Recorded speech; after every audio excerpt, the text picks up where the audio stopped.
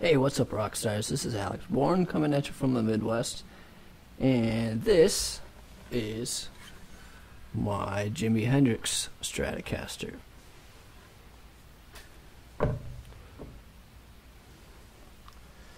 So, before I talk about what's on this thing, it's really important to know what you know about Jimi Hendrix's guitar and the way he played.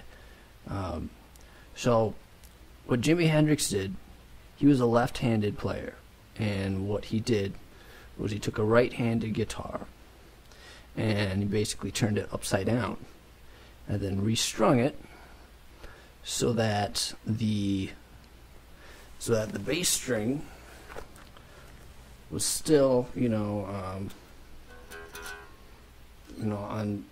the top, closest to your head, and then the high E string was closest to his feet.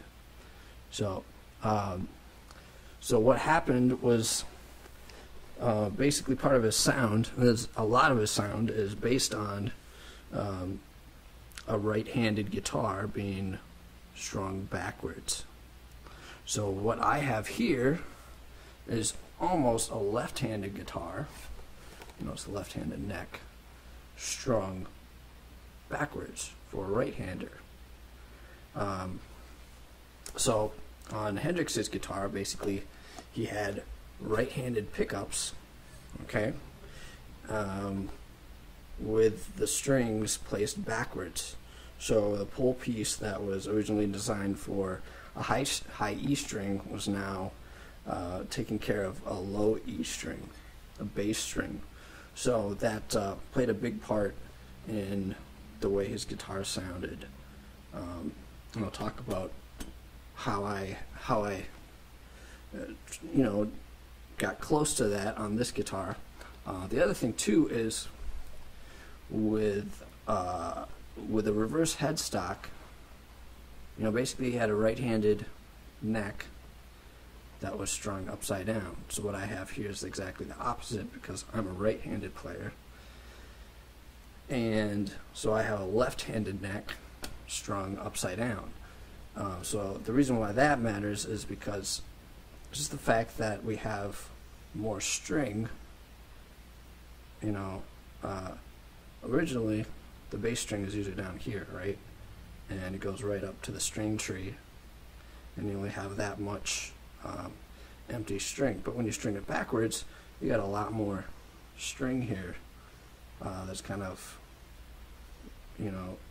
bridging the gap. So that plays in a small role in the sound too of the guitar. I found that in this configuration, my low E string seems to have more sustain than it would if it were over here. So those are a couple things. Now, so obviously you can see that I have a left-handed neck right here, and got it strung backwards. Basically, I play it like that. And this neck is made by mite, and I got a good deal on it on eBay. The seller was selling it with some extra care done to it. He had touched up the frets and polished them, and it was already a pretty good deal. And in addition to that, it had a beautiful birdseye maple fretboard, as you can see there. You see that? Yeah. So the only thing I don't like about birdseye is that if you don't know it's birdseye, from a distance it looks like a dirty fretboard. So that's the only thing really, and it's also got abalone inlays in there, which is really beautiful. So it's really beautiful to play up close. So I like this neck a lot. This is actually the second neck that I've had on this guitar. The other one was an all parts neck. It was also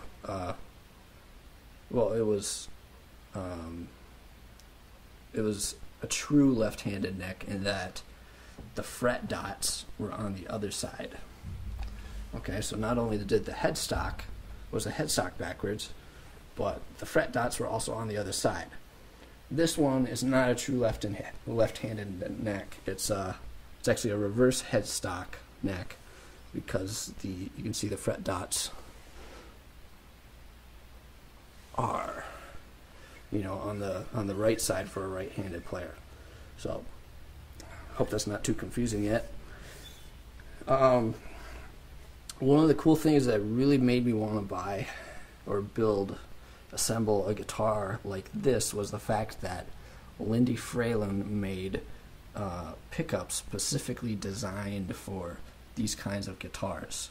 And they're designed for guitars in that, remember when I was telling you about the pickups before, and I told you that the pull pieces on Hendrix's guitar, the pull pieces that are designed for the high E strings were taking care of the low E strings. In this case, everything was completely backwards. So the reason why that matters is if you've ever looked at, you know, some decent Strat pickups, they have what the pull pieces are called. They're staggered, and what that means is basically they're different heights than each other, and that's to adjust for string volume, because some strings are just louder than others by virtue of, you know, the tension that they have on them when they're tuned to, you know, the pitches in the standard tuning. And yeah, that's basically what it is. But normally the low pull pieces, you know, the ones that are furthest from the strings, are on the treble strings over here. That would be on, let's see, a right-handed guitar strung for a right-hander. But remember, I'm going for the Hendrix sound, which basically means I need left-handed pickups to put in my right-handed body. It's confusing yet?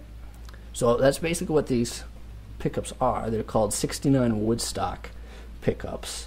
They're made by Lindy Fralin, and I got a complete Strat set for them. They're actually pretty cheap when I got them, so that was a plus. And yeah, so that's the pickups. You got the Preloid pick guard, kind of matches the birdseye pattern on the fretboard. It also has Graphtec string saddles. I really like these, to have these in most of my guitars. I find that the strings, when they're strung through Graphtec saddles, they seem to have improved tonal characteristics. They seem to ring a little bit longer, which is, you know, what they're designed for. But basically this coating is Teflon, and that cuts down on the friction between, you know, the saddle and the strings. So your strings are a little bit more comfortable that way. So the other thing too is, on this one I have sperzel locking tuners. These are frosty silver or frosty chrome, whatever you want to say. And basically they're left-handed tuners, but I like them a lot. They're built like tanks, and they're extremely accurate and just really solid, and they hold their tune very, very well. So they're locking, and that means that, you know, each one of these little wheels on the back here, if you unscrew them, it unclamps on the string here, and if you screw them down, it clamps down on the string and locks it, keeps it from slipping through. So you don't have to do the little loop-de-loop in there like you do when you're normally stringing strings. So I like these a lot. I would like to put them on all my Strats if I could, but yeah.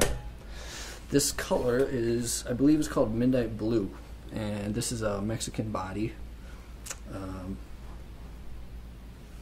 not much else to that. I got one of these Fender Corona California neck plates for that.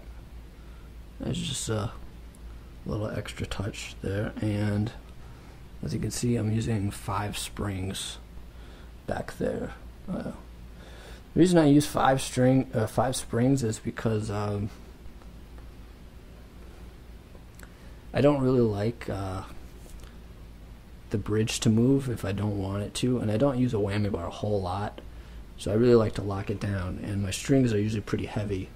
I usually use 11s on my Stratocasters, and so you need a lot of springs back there to counteract the tension. So yeah, that's my Hendrix guitar. If I missed anything, please ask me some questions or leave a comment, and I hope to hear from you. And I'd love to see your guitars if you got them.